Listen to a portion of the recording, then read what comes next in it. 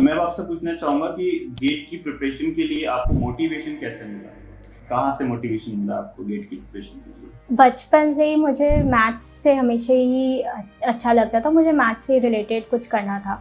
लेकिन क्योंकि ना जेईई में कुछ अच्छा गाइडेंस था, ना ही मैंने उतना सीरियसली किया था, तो मैथ्स या सीएस फील्ड में मैं नहीं जा पाई। लेकिन गेट के द्वारा एक चांस मिल गया था कि मैं जा पाऊँ। साथ साथ में ऐसा था कि क्योंकि मैं तो बिहार से, तो वहाँ पे थोड़ा दहेज और ये शादी का बहुत यंग एज में होने का रहता, तो वो मुझे नहीं करना था, मुझे थोड़ा करियर बेस पे रहना था। तो आपको बिहार कल्चर को छोड़ के पूरा बाहर जाना था, नहीं तो शादी हो जाती जल्दी। हाँ, ये आपको टेंशन था, इसलिए आपने एमटेक ऑप्शन में प्रिफर करा। एमटेक तो फिर एमटेक ही पीएचडी क्यों नहीं प्रिफर करा? वो ज़्यादा हो जाता। एमटेक में थोड़ा मनी पैसे मिल सकते हैं, पीएचडी में आपको थोड़ा ज़्यादा टाइम देना पड़ेगा, 5 साल, और फिर मनी भी उसमें थोड़ा कम रहता है आपको एकेडमिक्स में थोड़ा। मतलब आपको ऐसा रिसर्च ओरिएंटेड नहीं जाना था, बस आपको आपने जैसे बताया मनी माइंडेड आप ज़्यादा हो, तो मुझे मेरा फोकस कि जितने कम समय में मनी ज़्यादा से ज़्यादा आ सके। Yes sir. ठीक है, thank you. Thank you sir.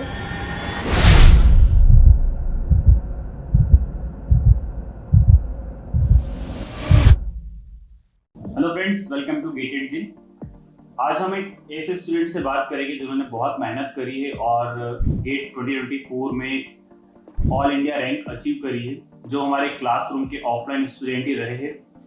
जानते हैं उनकी स्टोरी, किस तरह से उन्होंने गेट 2024 में किस तरह से प्रिपरेशन करी और कैसे ऑल इंडिया रैंक 494 अचीव करी। सो स्वागत करता हूं हमारे डिस्कशन में रुचिता का। Ruchita, most welcome in gated jail and congratulation for your result. आपके बारे में बताइए, किस तरह से आपने पहले तो अपना थोड़ा सा इंट्रोडक्शन बताइए कि आप कहाँ से है, कौन से कॉलेज से आपने प्रिपरेशन करी है, गेट की इंजीनियरिंग करी है, और उसके बाद किस तरह से गेट के लिए आप आए। सर, आई एम रुचिता रानी, मैंने प्रेस्टीज से इंजीनियरिंग की है और गेट में मुझे 494 रैंक आया है। गेट के बारे में मुझे पता चला, मेरी कॉलोनी में एक दीदी थी, उन्होंने गेट की तैयारी करी थी, तो उन्हीं से मुझे पता चला कि गेट की तैयारी हम गेटेड जेल से कर सकते हैं।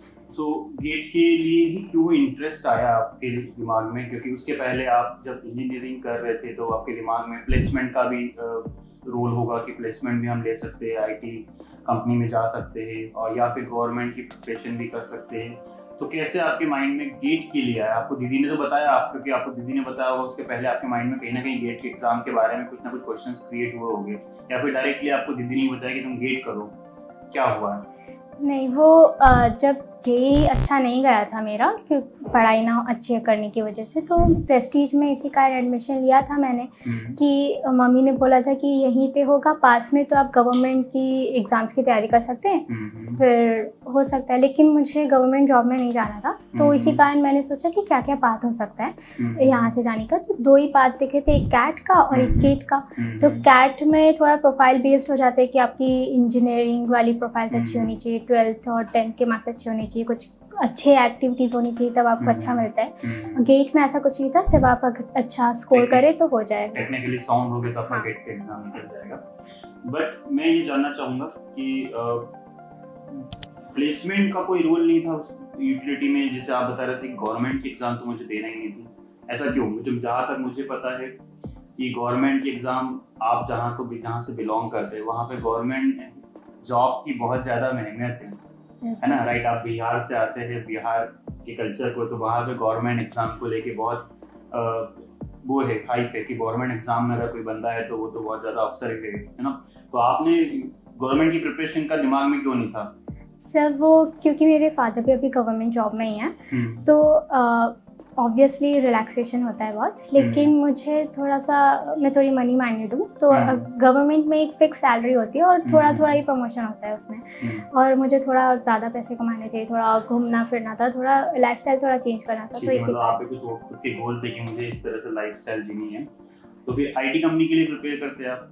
यहाँ से इंजीनियरिंग, अगर प्रेस्टीज से आप इंजीनियरिंग कर रहे हो तो आपको बहुत कम पैकेज का मिलता है। यहाँ पे कंपनीज भी बहुत कम आई थी और 5 लाख एट मैक्स था, तो वो उसमें भी मम्मा मुझे जाने नहीं देती क्योंकि 5 लाख था, वो बाहर नहीं जाने देते थे। इससे अच्छा गेट की प्रिपरेशन की, इससे आईटी कोई मिल रहा है उसमें ज्वाइन करके फिर तो अच्छा आपको वो करेंगे। जो दीदी थे उन्होंने गेट के बारे में बताया, तो आपने उनसे जो पूछा था कि इस तरह से मुझे बाहर निकलना है, तो गेट के एग्जाम के बारे में आपको दीदी ने बताया, आपने उनसे क्या क्या जाना? उनसे मैंने पहले तो ये पूछा था कि गेट का मुझे तैयारी करनी है तो मैं गेट की तैयारी कहाँ से कर सकती हूँ। तो उन्होंने बोला था कि गेट की तैयारी इंदौर में बहुत अच्छी है, ऑफलाइन क्लासेस है, गेट एक्सेल, यहाँ के रिजल्ट्स बहुत अच्छे अच्छे आते हैं, अंडर 100 और ये सारी चीज़ें आती है। तो मैंने यहाँ पे आके फिर देखा, इंक्वायरी करी थी। आप किस मंथ में यहाँ पे आ गए थे इंक्वायरी करने के लिए? उस समय हमारा सेकेंड ईयर ख़त्म हुआ था और थर्ड ईयर में जब आए थे 2022 में, तो उस समय मैं चाह रही थी कि अभी से ही देख लेते हैं, एक बार गेट का देख लेते हैं। तो थोड़ा प्रोक्रेस्टिनेशन पेरेंट्स के द्वारा हुआ थोड़ा सा, तो हम आ गए थे अगस्त में इंक्वायरी करने के लिए, लेकिन एडमिशन लिया था फिर सितंबर तक। सितंबर में लिया था, मतलब आप 4th सेम के एग्जाम क्लियर करने के बाद 5th सेम में थे जब आप आ गए थे? Yes sir. ठीक है। सितंबर में आके आपने ज्वाइन किया था, तो सितंबर में जैसे हम बात करते हैं कि सितंबर में झील, अगर आप झील कम्युनिटी को थे और झील में स्टडी कर रहे हैं, तो सितंबर में जाके आपके सिलेबस एंड होने में आता है, मोस्टली सब्जेक्ट्स कवर होने में आ जाते हैं। Yes sir. तो उस ड्यूरेशन में आपने ज्वाइन करा, ठीक है, जब राउंड टेस्ट सीरीज चालू हो जाती है, टेस्ट सीरीज पे बच्चों का फोकस रहता है। Yes sir, yes sir. तो आपने उस समय ज्वाइन किया था। यस तो सर। फिर आपको क्या क्या चैलेंजेस आपके सामने आए, क्योंकि वो एक समय ऐसा था कि जो 5 मंथ का समय बचता हमारे पास, सितंबर से अगर काउंट करूँ तो फैब तक का 5 मंथ, जनवरी अगर इंक्लूड करें तो 5 मंथ ही होते हैं हमारे यस पास। सर। उस 5 मंथ में आपने कौन कौन से एरियाज को टारगेट करा और क्या रैंक आप लेके आए फिर उससे? सर उस समय क्योंकि सितंबर में ज्वाइन किया था, तो यहाँ पे DBMS ख़त्म ही हो रहा था, जस्ट लास्ट कुछ लेक्चर्स बचे थे। फिर उसके बाद आ गया था TOC और CD ही बचे हुए थे, और अक्टूबर से यहाँ से राउंड टेस्ट शुरू हो जाता है। तो उस समय तो एक बार बात किया था मैम से, तो उन्होंने बोला था DM से पढ़ना पड़ेगा, DM DA से, ये सारी से ज़्यादा वेटेज होती है। तो मैंने क्योंकि गेटेड झील में आपको रिकॉर्डेड लेक्चर्स भी मिल जाते हैं, तो रिकॉर्डेड लेक्चर्स से ही मैंने DM को कंप्लीट किया था, DSA को कंप्लीट किया था, C को कंप्लीट किया था, DL को कंप्लीट किया था, और COA का भी कुछ फर्स्ट चैप्टर ऐसा कुछ किया था। OS का भी थोड़ा बहुत करने की कोशिश की थी, लेकिन हो नहीं पाया था, OS नहीं हो पाया था, CN नहीं हो पाया था, और बस ऐसा। और जो हो पाया था DBMS के लास्ट और TOC और CD, ये सारे सब्जेक्ट्स को थोड़ा लेक्चर्स करके किया था। 6 to 7 सब्जेक्ट्स आपने फोकस कर लिए थे। Yes, एक बार आपने वीडियो लेक्चर्स रिकॉर्डेड देख के आपने एनालिसिस नोट्स वगैरह प्रिपेयर कर लिए थे। प्रैक्टिस वगैरह कितना करा था आपने? उस समय प्रैक्टिस किया ही नहीं था मैंने, सिर्फ कुछ क्वेश्चंस ही किए होंगे मैंने, और DL का ही कुछ किया था एक दोस्त के साथ, जो पिछले साल ही, जो मैम क्लास में करवाती है प्रिपरेशन के टाइम पे, वही क्वेश्चंस वो ही सिर्फ क्वेश्चंस किए थे, वही क्वेश्चंस पे फोकस कर रहे थे। और PYQ आपने उस समय किए थे? PYQ नहीं किया था, मतलब आपने उस समय PYQ भी सॉल्व नहीं किया था। तो मतलब आपने कुल मिला के 40 to 50% अगर हम देखें कंप्लीट पैकेज में से, तो 40 to 50% भी नहीं कवर करा था। नहीं सब्जेक्ट्स कवर करे, बट हम प्रिपरेशन में प्रैक्टिस को भी हम इन्वॉल्व करते हैं, तो हम बोल सकते हैं कि 40% की प्रैक्टिस सहित आपने ये करा था। क्या रैंक आपकी इससे आई?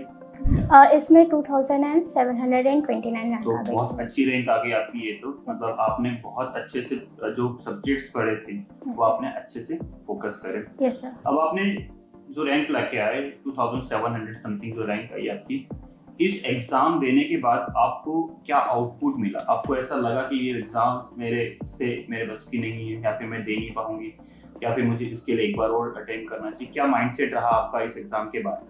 पहले तो ये रहा कि क्योंकि 2023 का पेपर बड़ा आसान था, मैंने PYQ कुछ नहीं दिया था, तो मुझे सिर्फ अंदाज़ा ये लगा था कि गेट थोड़ा आसान है 2023 के कारण।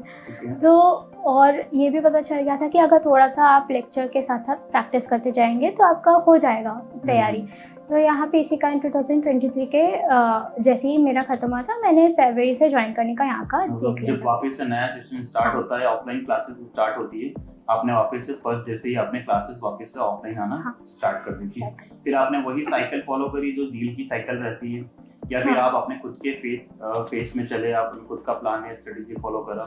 नहीं, जो मैम बोलती है ना, वो बोलती है ना कि वो ऐसा करना है, कंप्लीट करना है सब्जेक्ट्स, तो वो उसी का सुना था मैंने। लेकिन उतना मैंने शुरुआत में पढ़ाई नहीं की थी सीरियसली पढ़ाई मेरा ओएस जब शुरू होता है ना, तब से मैंने शुरू की थी फिर। अच्छा, मतलब जब फोर्थ सब्जेक्ट या फोर्थ या फिफ्थ सब्जेक्ट ओएस आता तब से हाँ। आप थोड़ा सीरियस हो गए। हाँ। उसके पहले सीरियस क्यों नहीं थे? उसके पहले थोड़ा सा ऐसा था कि कॉलेज में उन लोग थोड़ा बोल रहे थे अटेंडेंस है अच्छा, क्योंकि कॉलेज वो का प्रेशर था हाँ आपके पास। 3rd ईयर में था, तो और इसी कारण वहाँ पे हम्म, कुछ करना पड़ रहा था। ठीक है, फिर साथ में मैंने सोचा था कि अभी 1 साल है, एक थोड़ा सब्जेक्ट मैंने 3rd ईयर में कंप्लीट किया था, तो मैं थोड़ा वेब डेवलपमेंट का भी थोड़ा देख लेती हूँ। मतलब कहीं ना कहीं माइंड में ये भी था कि मैं हाँ। जॉब के लिए थोड़ा सा देख रही, कहीं गेट नहीं निकले, गेट में कुछ हो जाए तो मैं जॉब तरफ फिर सोचूं, ऐसा माइंड में था आपके? नहीं, जॉब का नहीं था, बस ऐसी स्किल का स्किल साथ। डेवलपमेंट हाँ। के लिए आपने वेब डेवलपमेंट का प्रोग्राम कोर्स वगैरह कुछ आप कर रहे थे। मैं आपसे पूछना चाहूंगा, जैसे गेट के जो सब्जेक्ट्स हैं, इन सब्जेक्ट्स में से आपके फेवरेट सब्जेक्ट्स क्या रहे? गेट के सब्जेक्ट्स में सबसे अच्छा सब्जेक्ट डीबीएमएस लगा और ओएस लगा, ठीक है। और इसी में ही कुछ चीज़ें हार्ड भी लगी। अच्छा, इसी सब्जेक्ट में कुछ चीजें हार्ड भी लगी है। इसके अलावा ऐसे कौन से सब्जेक्ट रहे जो आप जिनसे आप सोचते कि नहीं यार ये सब्जेक्ट से क्वेश्चन नहीं आया तो ये अच्छा है? क्या ऐसे टॉपिक्स रहे आपको जो आपको पसंद नहीं आए गेट में? अभी भी मुझे थोड़ा मेमोरी मैनेजमेंट में थोड़ी प्रॉब्लम होती है ओएस में। मेमोरी मैनेजमेंट के ओएस में आपको प्रॉब्लम होती है। इसके अलावा और ऐसा नहीं था कि कोई भी इस टॉपिक से ना आए, लेकिन लास्ट में कुछ टॉपिक्स मैं भूल रही थी। मेरी मेमोरी प्रॉब्लम ही अभी थोड़ी, तो वो एक्चुअली मेमोरी प्रॉब्लम सबकी होती है। ये तो मैं आपसे उसका सॉल्यूशन जानना चाहूंगा कि वो सॉल्यूशन क्या लगाया था आपने कि वो सब्जेक्ट को स्ट्रॉन्ग करना, रिवाइज करना, क्या करा आपने? जैसे इस गेट में बहुत सारे टॉपिक्स ऐसे होते हैं, जैसे मेमोरी मैनेजमेंट होता है, फिर ये सेमाफोर्स वाले चैप्टर्स होते हैं, और फिर सीओए में होता है ये डीएमए, और फिर वो इंटरप्ट वाला चैप्टर, और कैश वाला चैप्टर, इनपुट आउटपुट वाला। तो ये सारे जो चैप्टर्स हैं ना, थोड़े हैवी और थोड़े आप भूल जाते हो। सीएन में भी कुछ रहता है ट्रांसपोर्ट और नेटवर्क वाला, तो उसमें आपको बार बार प्रैक्टिस करना पड़ता है। तो इसी कारण मैंने उसका पहले तो जब कर लिया था कोचिंग से ये सब, क्योंकि सीएन हमारा ओएस से पहले हो जाता था, तो मेरा सीएन उतना अच्छा नहीं हो पाया था क्लास के साथ, फोकस भी नहीं था, फोकस नहीं किया था। तो इसी कारण क्या किया कि जब मैं पढ़ रही थी, उसे रिवाइज कर रही थी चैप्टर को, तो मुझे ध्यान नहीं आ रहा था, तो मैंने एक और बार ऑफलाइन वो रिकॉर्डेड लेक्चर देखा था। लेक्चर देखने के बाद मैंने उसे वापस कंप्लीट समझा कि ऐसा क्या है, और जो मैम ने क्वेश्चन क्लास में करवाए थे उसे फिर से समझा। फिर उसके बाद मॉड्यूल था, उससे सॉल्व किया। मेरे मॉड्यूल्स में मिस्टेक्स बहुत कम होते थे, तो इसकी वजह से अच्छा था मेरे लिए। और फिर उसके बाद जब मैं पीवाई की और ये मॉक टेस्ट दे रही थी, तो उसमें और जितना गलत होता जा रहा था उतना मैं उसे समझ रही थी कि क्यों गलत हुआ है। आज जो रिकॉर्डेड आंसर भी रहता है, वो टेस्ट डिस्कशन उसे देख कर बार बार करेक्ट कर रही थी मैं कि ये गलत है, ये कंसेप्ट गलत है, उसे नोट डाउन कर रही थी कंसेप्ट क्यों गलत है। मतलब आपने एक पैटर्न फॉलो करा कि सबसे पहले नोट्स कंप्लीट करे, प्रैक्टिस करी, फिर टेस्ट पेपर दिए, और उन सबसे जो भी आप मिस्टेक्स कर रहे थे उसको आप नोट डाउन करते आ रहे थे, और उन नोट डाउन्स वाले नोट्स को आप बार-बार हर साइकिल में आप रिपीट करके रिवाइज भी कर रहे थे। यस। ठीक है। अब मैं आपसे जानना चाहूंगा कि टेस्ट सीरीज में आपका परफॉर्मेंस कैसा रहा स्टार्टिंग से? मैंने बहुत बड़ी गलती की थी इस बार भी प्रिपरेशन में। तो टेस्ट सीरीज़ मैंने शुरुआत में नहीं दिया था, जो साथ में सब्जेक्ट टेस्ट का साथ चलता है। कुछ एक ही दिया था मैंने, वो ओएस का फर्स्ट टेस्ट ही दिया था सब्जेक्ट का। टेस्ट सीरीज़ का मेन सीरियसनेस तभी आया था जब मॉक टेस्ट शुरू हुआ था लास्ट में, बिल्कुल जनवरी में जाके मॉक जब चालू हो गए थे, तब आपके पास राउंड 1 के पेपर भी थे, राउंड 2 के पेपर भी थे, टॉपिक टेस्ट भी थे। yes. तो मतलब तकरीबन हम देखें 82 टेस्ट गेटेड जील से बनते हैं, तो 82 में से 8 टेस्ट ही मॉक बचते हैं। yes, sir. तो 72 के अराउंड या हमारे पास, या फिर हम 74 टेस्ट के अराउंड आपके पेंडिंग थे। yes, तो फिर आपने क्या करा? तो उस समय तो बिल्कुल पैनिक में थी मैं कि पहले तो सब्जेक्ट रिवाइज करना है। मॉड्यूल्स मैंने बहुत ज़्यादा हद तक सॉल्व कर लिया था मैंने मॉक टेस्ट देना शुरू किया। उसमें शुरुआत में मुझे बहुत कम मार्क्स आए थे, क्योंकि गेटेड जील की मार्क्स भी थोड़ा हार्ड हो जाता है, तो कुछ 30 मार्क्स आए थे मुझे, तो मैं रोने लग गई थी। और फिर बसंत सर से पूछा था मैंने, तो सर ने बोला कि होता है, भूल जाते हैं, प्रैक्टिस करते रहिए। तो मैंने उसे समझा, उसमें क्या क्या सब्जेक्ट्स में कौन कौन से टॉपिक्स मुझे भूल रही हूँ, कौन कौन से टॉपिक्स मुझे याद नहीं, कौन कौन से टॉपिक्स मुझे रिवाइज करने, सारे नोट डाउन किया, फिर वापस उसे पढ़ा, वापस समझने की कोशिश की, और फिर बार बार मॉक दी। मॉक से बार बार चेंज होता रहा कि ये करना है, ये करना है। मतलब 8 मॉक्स आपने पूरे दिए। लास्ट ईयर के मॉक्स आपने दिए थे? लास्ट ईयर के नहीं दिए थे, यहाँ के जो 8 में से 7 मॉक्स मैंने दे दिया था। 8 में से आपने 7 मॉक्स पूरे कंप्लीट हाँ। किए थे, उनके डिस्कशंस वगैरह सब आपने देखे थे? डिस्कशंस भी हाँ मैंने देखा था, सब कुछ इसमें 7 मॉक्स में। तो इसके अलावा आपने जो प्रीवियस पेंडिंग टेस्ट पेपर थे वो आप उनको कंप्लीट नहीं कर पाए, या फिर उनमें से कुछ पेपर्स ही आपने देखे? टाइम ही नहीं मिला कि कंप्लीट कर पाऊँ, तो अच्छा। वो नहीं हो पाया। लेकिन इससे वैसा था कि ज़्यादा से ज़्यादा मार्क्स लाना, ज़्यादा से ज़्यादा इस 1 महीने में कंप्लीट करना है। तो मॉक पे ध्यान दिया था, PYQs पे ध्यान दिया था बहुत ज़्यादा। PYQs मैंने वो GetExil फ्री एड फ्री में है बहुत सारे PYQs के। लास्ट हाँ 10 to 15 इयर्स की PYQs की वेबसाइट बनी हुई है। यस सर, तो वो जो सॉल्यूशंस हाँ भी GetExil की तरफ से लिखे यस हुए सर, यस सर, सारी तो उसी के बेसिस पे बहुत उसी से समझा। अच्छा ये वाला टॉपिक है, ये वाला टॉपिक, उसी से समझा, उसी को समझने की कोशिश की, फिर सर से पूछा और ऐसा किया। और हाँ, ये PYQ और ये मॉक से ही हुआ। PYQ कब करे थे आपने, सॉल्व करना स्टार्ट कर दिए थे? 15 जनवरी के बाद। Very good. मतलब कितना फ्रैंकली आंसर दे लो कि 15 जनवरी के बाद मैंने PYQ चालू करे थे। अब मेरे पास 15 जनवरी से एग्जाम कब हुई थी अपनी? 10th of February. तो 25 डेज बाद हम बचे थे हमारे पास PYQ सॉल्व करने के लिए। उसके पहले आप मॉक दे रहे थे? Yes sir. ठीक है, वैसे कोई प्रॉब्लम नहीं, आप तो रिजल्ट आपका अच्छा आ ही गया है। पर अब मुझे इतनी सब स्टोरी में ये बताइए कि ऐसा क्या चीज है जो आप करते और अच्छा, तो आपका रिजल्ट और अच्छा हो सकता? यही कि मैं मैम की बात सुनती ना तो अच्छा रहता। मैम आपको अगर जो सजेशन दे रहे थे, मैम शुरुआत से ही एक प्लान बताते हैं। फर्स्ट डे से ही आपका प्लान रहता है, उस प्लान को अगर हम फॉलो करते तो आपका रैंक अच्छा होता। मतलब जो मैम बताते कि इस समय टेस्ट पेपर दो, आप क्लास कंप्लीट करना है, फिर उसका मॉडल कंप्लीट करना है क्लास के साथ साथ। फिर जैसे ही क्लास कंप्लीट हुआ, हर एक वीक का टेस्ट देना है, और वो टेस्ट सीरीज के साथ साथ चलती रहती, तो मेरा अच्छा ही रैंक आता। बहुत अच्छा ही रैंक आता। मतलब आप एग्री कर रहे हैं कि कहीं न कहीं आपने कंसिस्टेंसी भी फॉलो नहीं करी है, कहीं न कहीं आपने जो इंस्ट्रक्शन प्रॉपर दिए हैं उसको भी फॉलो नहीं किया, अदरवाइज आप अच्छी रैंक लेके आते। अच्छा मुझे बताइए, प्रिपरेशन में एक बहुत अच्छा रोल रहता है और बहुत मेजर रोल रहता है कि बैक सपोर्ट। हमें चीज़ें हम वीडियो लेक्चर देख लेते हैं, समझ लेते हैं, बट उस चीज़ में कहीं ना कहीं प्रॉब्लम कुछ आती है। तो उसके लिए बैक सपोर्ट कैसा था GetExil का? अगर कुछ भी प्रॉब्लम आती है तो यहाँ पे आके मैम से बात कर लेना है, या सर बसंत सर से भी बात किया है। तो जैसे पहले लास्ट में जनवरी में, क्योंकि मेरी प्रिपरेशन थोड़ी कम हो रही थी, तो उस समय मैं फ़ोन पे ही हमेशा बात कर सकती थी, तो उन्हीं से मैंने उस समय कांटेक्ट कर लिया था कि पता नहीं कैसे मैं पढ़ूँ। मैं उससे भी हो रहा था सपोर्ट। नेगेटिविटी नहीं है, बहुत ही पॉजिटिव इन्वायरमेंट है कि कुछ भी जाके आप बता सकते हो कि सर पढ़ाई नहीं हो रही है, अब कैसे पढ़े, पढ़ने की इच्छा नहीं हो रही तो क्या करें। और डायरेक्टर सर से भी डायरेक्टली जाके बात कर सकते हैं। हार्ड कॉपी मटेरियल जो आपके पास अवेलेबल था, उसमें कितना फोकस करा आपने प्रैक्टिस के लिए इस साल 2024 के लिए? सर मेरा क्योंकि 2023 में मैंने कोई भी हार्ड कॉपी की मतलब उतना सॉल्व नहीं किया था, उतना समय नहीं था मेरे पास। तो मुझे ये पता था कि अगर सॉल्व करूँगी तभी मेरा होने वाला है ये। तो इसी कारण 2024 में मैंने हार्ड कॉपी सॉल्व किया है। बहुत हद तक ज़्यादातर चैप्टर्स के मेरे सॉल्व हुए हैं वहाँ से। कुछ 1-2 ही चैप्टर्स होंगे जिसमें थोड़ा पार्ट छोड़ा होगा मैंने, और सॉल्व किया है, उसकी कॉपीज़ बनाई है कि क्यों गलत है ये टॉपिक, क्या सही करना है, सारी चीज़ें नोट्स बना के मतलब आप सब चीज़ों की नोट्स बना के चले हो, तो ये आपको ज़्यादा अच्छा प्लान लगा है। Yes sir. अब मैं आपसे पूछना चाहूँगा कि आपने 2023 का पेपर दिया था, आपने कहा कि वो पेपर इजी आया था, उसमें आपने 6 सब्जेक्ट पढ़े थे। 2024 का पेपर आपको कैसा लगा जब आपने इतनी सब स्टडी कर ली थी उसके बाद? 2024 का पेपर बहुत इजी लगा था।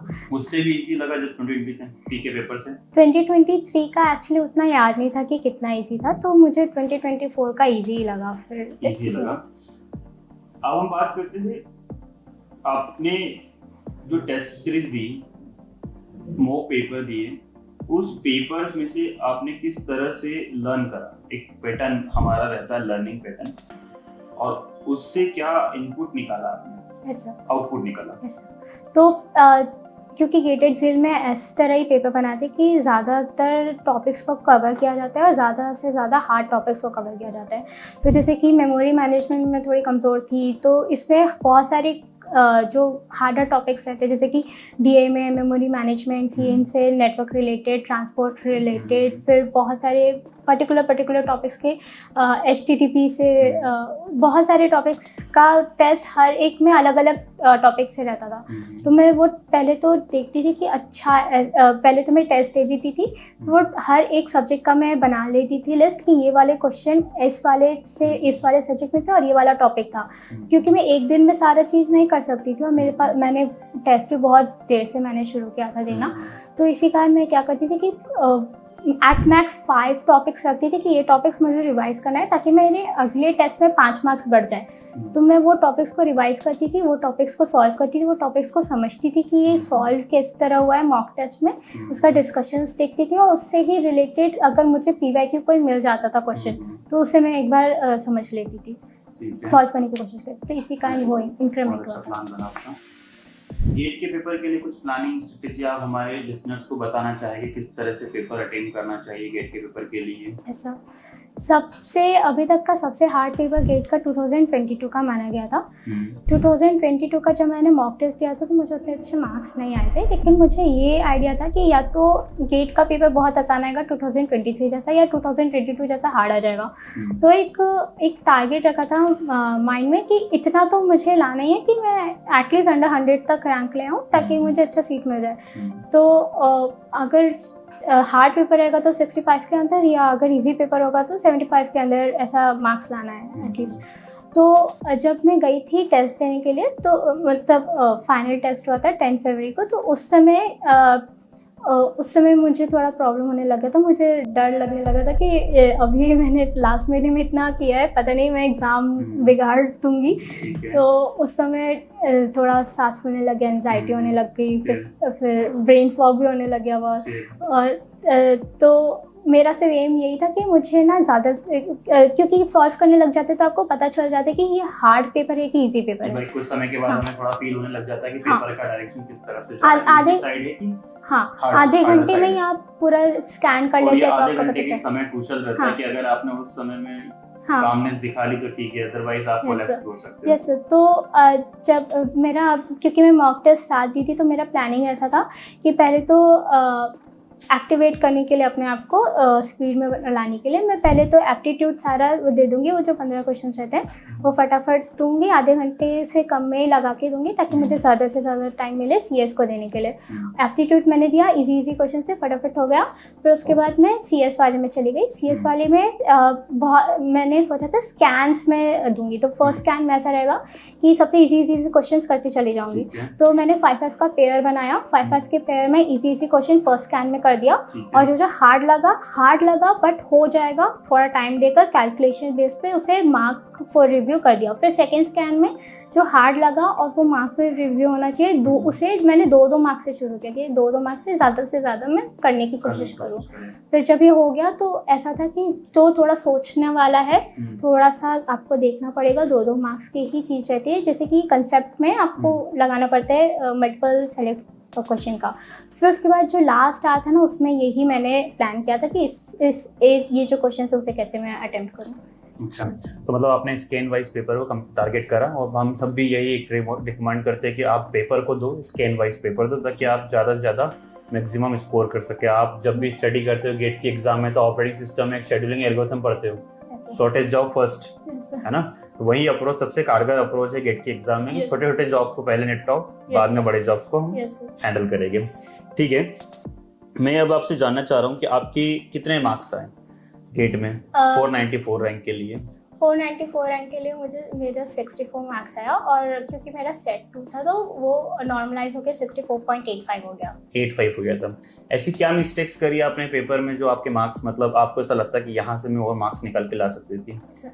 तो जैसे शुरुआत में मैंने बताया था कि डीएमए का थोड़ा सा मैं भूल गई थी, कुछ कुछ टॉपिक्स मैं भूल गई थी, तो डीएमए से क्वेश्चन आया था अच्छा। 1 मार्क का आया था। और कुछ कुछ जैसे एसटीटी से भी मैं भूल गई थी, तो एसटीटी से भी 2 मार्क्स के क्वेश्चन आए थे। मतलब तो मिस्टेक में जाना चाह रहा हूँ कि पेपर जैसे आपने कुछ क्वेश्चंस ऐसा करा होगा, सिली मिस्टेक्स कर दी होगी उस क्वेश्चन में, वो रिग्रेट वाली बात कि यार काश मैं ये 2 नंबर का क्वेश्चन अटेम्प्ट करती तो मैं 400 की जगह 200 में होती। यस सर, तो वो पहली बात तो क्योंकि एक मुझे पता चला कि इजी क्वेश्चन पेपर है, तो मैंने 88 मार्क्स का अटेम्प्ट किया था।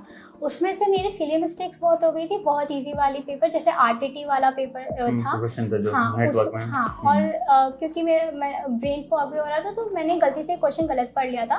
तो उसमें वो स्पैनिंग ग्राफ काउंट करके लिखना था कि कितना स्पैनिंग ग्राफ हो सकता है, वो मैंने गलत कर दिया था। ठीक है। तो मैंने जब कैलकुलेट किया था तो मेरे मार्क्स आ जाते 71 कुछ। और वो ये सिली मिस्टेक जो हुआ था ना, बहुत इजी क्वेश्चंस की 2-2 मार्क की सिली मिस्टेक्स, उसकी वजह से मेरा 64 पे मार्क्स गिरा। अगर 71 कुछ आ जाता तो मेरा 161 ऐसे कुछ तो अंडर रैंक होता। कंक्लूजन में उस लिसनर्स को बता दीजिए कि क्या मिस्टेक्स को हमें अवॉइड करना चाहिए गेट की एग्जाम में अच्छी रैंक लाने के लिए, अच्छे स्कोर करने के लिए। पहली बात तो सिली मिस्टेक्स नहीं करना चाहिए, अटेम्प्ट अच्छा रहना चाहिए, अटेम्प्ट ज़्यादा से ज़्यादा मार्क्स का करना चाहिए। जब आप रीचेकिंग के लिए आप टाइम निकलता है तो आपको 2-2 मार्क्स की रीचेकिंग, 2-2 वाली में ज़्यादा फोकस करना चाहिए रीचेकिंग का, क्योंकि 2-2 मैंने जब रीचेकिंग करने गई थी तो मेरा मन कह रहा था कि पहले 2-2 मार्क्स की रीचेकिंग कर लो, लेकिन मैं फिर भी शुरुआत से रीचेकिंग कर रही थी 1-1 मार्क का, मेरा टाइम खत्म हो गया। अगर मैं रीचेक कर लेती तो हो सकता है मेरा और अच्छा रैंक आता रैंक। अब मैं बात करना चाहूँगा कि टेस्ट सीरीज में मतलब ओवरऑल आपको हार्डनेस के बारे में बात करते हैं, तो वो हार्डनेस आपको अच्छी लगी या फिर उसका आपका क्या ओपिनियन है उसके लिए? हार्डनेस तो बहुत हार्ड थी, मुझे रोना आ गया था जब मैं मॉक टेस्ट दे रही थी, क्योंकि मार्क्स नहीं आ रहे थे। वो गुड होता है कि बैड होता है? वो गुड ही है, लेकिन अगर आप जब उस टाइम पे क्वेश्चन सॉल्व करते हैं तो आपको वो बैड लगता है, बट उससे कंक्लूजन तो गुड ही निकलता है। उससे 2 चीज़ें होती है सर, कि या तो अगर आप थोड़े नेगेटिव वाले इंसान हो तो आपको अगर कम मार्क्स आते हैं तो आप पॉजिटिव नहीं निकाल पाते हो, फिर छोड़ देते हो, रेज क्विट कर देते हो। लेकिन मैं वैसी नहीं हूँ, तो मैं अगर कोई से भी प्रॉब्लम होता है तो मैं देखती हूँ कि इसमें क्या सोल्यूशन निकल सकता है। तो मॉक टेस्ट में भी मुझे कम अगर आ रहे थे तो मैं सोच रही थी कि अच्छा ठीक है, ये सारे मॉक टेस्ट में नए नए क्वेश्चन से आ रहे हैं, इसके मैं क्या सोल्यूशन निकालती हूँ। इतना तो टॉपिक हो गया है मेरा, ये वाले मॉक टेस्ट है, ये वाले टॉपिक्स भी मैं कवर कर लेती हूँ। अभी रोना आ रहा है, ठीक है, अभी फिर से देखते हैं, फिर से ट्राई करते हैं, तो ऐसा। ठीक है। अब हम इन कंक्लूजन मैं आपकी पूरी जर्नी में ये जानना चाहूँगा कि ऐसे क्या 3 पॉइंट रहे हैं जिसके बेसिस पे आपकी गेट की रैंक है? पहली बात तो मैथमेटिक्स और एप्टीट्यूड में लोग मतलब फोकस नहीं करते, उन लोग सोचते कि बाद में कर लेंगे। बाद में नहीं करना चाहिए। शुरुआत में अगर मैम बोल रहे हैं कि आपको एप्टीट्यूड और मैथमेटिक्स के लेक्चर साथ साथ में करना है तो करना ही है, क्योंकि आप बहुत से जो मैथमेटिक्स से रिलेटेड होती है ना प्रोबेबिलिटी, वो आपको इंट्यूशन होना चाहिए कि आप मैथमेटिकली आप सोच पा रहे हो कि नहीं पा रहे हो। और अगर नहीं होता तो आप लास्ट में प्रेशर में आप वो डेवलप नहीं कर सकते। एप्टीट्यूड के लिए भी आपको प्रैक्टिस करना ज़रूरी है। आप एप्टीट्यूड में अगर आप प्रैक्टिस नहीं करते तो आप वो टाइम सेविंग नहीं कर पाते हो, जैसे कि फटाफट आप सॉल्व करके आप सीएस में आधे घंटे से भी अंदर मेरे 20 मिनट्स या 15 ऐसे मिनट्स में ही कंप्लीट कर लिया था। तो आपका सीएस का पोर्शन अच्छा बन गया। उसके अलावा और क्या पॉइंट हो सकते हैं आपके लिए? उसके बाद मॉक टेस्ट देना चाहिए, सारे टेस्ट देने चाहिए उससे भी, और सिर्फ टेस्ट दे के छोड़ना नहीं चाहिए, उसके एनालिसिस भी करना चाहिए कि क्या क्या गलत है, क्या सही कर सकते हैं, क्या सीखने को नया मिला, क्या पॉइंट्स नए हैं, तो सारे नोट कर लेना चाहिए। फिर ये भी याद रखना चाहिए कि हो सकता है आपको लास्ट के महीने में आप सब कुछ भूल भी जाओ, तो ऐसा रखना चाहिए कि आप बार बार रिवाइज करते रहो। एक बार भी क्या रहता है कि शुरुआत में एक बार रिवाइज करने में आपको 1 दिन लग जाता है, लेकिन जब आप बार बार रिवाइज करते हो तो 1 घंटे से कम में ही आपको पूरा एक सब्जेक्ट रिवाइज हो जाता है। फिर वेरी गुड पॉइंट, ये आपने बहुत अच्छा पॉइंट बताया कि जब हम जल्दी फ्रिक्वेंटली रिवीजन करते तो लॉन्ग सब्जेक्ट भी हमारा छोटा हो जाता, कम समय में हम उसको रिवाइज करके इन टाइम में रिवाइज कर लेते हैं। वो एक हमें कॉन्फिडेंस देता है कि ये सब्जेक्ट इतना बड़ा होने के बाद भी हमारा कम टाइम में गया। तो ये 3 पॉइंट्स आपने मुझे बताए यहाँ पे। ओवरऑल आप कुछ बोलना चाहेंगे इसके अलावा और कुछ हमारे लिसनर्स को? ये है कि क्योंकि गेट पूरे 12 सब्जेक्ट्स का होता है। तो आप ये मत सोचिए कि कॉलेज एग्ज़ाम है तो हम एक दिन पहले का ही टाइम लेकर हम सारी चीज़ें रिवाइज़ कर सकते हैं, वैसा नहीं होता है। आपको 10 दिन का गैप ही देना पड़ेगा आपको लास्ट में, कि फरवरी का जो अगर 10 फरवरी को हो रहा है तो 10 दिन 1 फरवरी से ही आपको वो छोड़ना पड़ेगा सीरियस स्टडी। आपको सिर्फ रिवीजन पे ही फोकस डालना पड़ेगा कि आपको याद रहे तब तक, क्योंकि आप आखिरी दिन में रिवाइज़ करके कुछ नहीं होने वाला। आपको 10 दिन तो देने पड़ेगा 10 सब्जेक्ट को रिवाइज़ करने के लिए। ठीक है, तो ये सब तो बात होगी गेट के लिए, गेट की प्रिपरेशन से रिलेटेड। अब हम जानना चाहते हैं, जैसे कि अभी आपने जो 494 रैंक है, इस रैंक पे आपको क्या-क्या कॉलेजेस ऑफर हुए हैं? सर क्योंकि मैं ओबीसी कैटेगरी से हूँ, तो फर्स्ट राउंड में मुझे आईआईटी बीएचयू एआई मिल गया था। उसके साथ मुझे आईआईटी इंदौर सीएसई मिला था, फिर आईआईटी दिल्ली साइबर सिक्योरिटी मिला था, और भी कुछ मिला था वो याद। रुड़की कुछ ऑप्शंस में आए थे। खड़गपुर सीएसई मिला है, गुवाहाटी सीएसई मिला है, रुड़की सीएसई मिला है, कानपुर सीएसई मिला है, और फिर उसके बाद एआईडीएसपी मिला है। ठीक है, तो इतने सारे ऑप्शंस में से आपने क्या पिक किया? IIT Kanpur CSE. Very good, चलिए। सो गाइस, ये थी रुचिता रानी जिन्होंने अपनी प्रिपरेशन के बारे में बताया है।